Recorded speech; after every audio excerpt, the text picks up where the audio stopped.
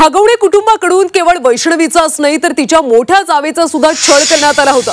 मयुरी हगवणे यांना मारहाण केल्याचे फोटो आता समोर आले। हगवणे कुटुंबियांनी आपलाही छळ केल्याचा आरोप मयुरी हगवणे यांनी केला। वैष्णवीच्या मृत्यूनंतर आता अनेक खुलासे समोर येत आहेत। हगवणे कुटुंबाने केवळ वैष्णवीचाच नाही तर तिच्या मोठ्या जावेचा देखील छळ केल्याचे समोर आले। मयुरी हगवणे यांना मारहाण केल्याचे फोटो समोर आलेत। हगवणे कुटुंबियांनी आपलाही छळ केल्याचा आरोप मयुरी हगवणे यांनी केला। दरम्यान त्यांच्याशी बातचीत केली आमचे प्रतिनिधी चंद्रकांत फुंदे यांनी।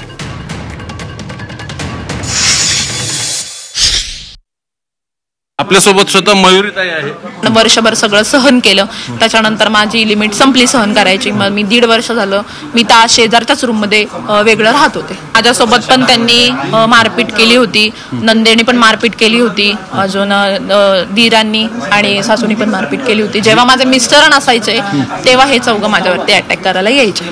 तिला सहन होत नाहीये वगैरे, ती रडतीये, ती माहेरी गेलीये किंवा आलीये हे कळायचं थोडंफार, पण आपण तिचा नवराच म्हणजे आम्हाला उलट बोलायचं की तुमचा तुम्ही संसार बघा, तुझी बायको तू बघ, म्हणजे माझी बायको माझ्या धाकात आहे, तुझी बायको पण तू धाकात ठेव, म्हणजे तू तिचा नवरा असा होता।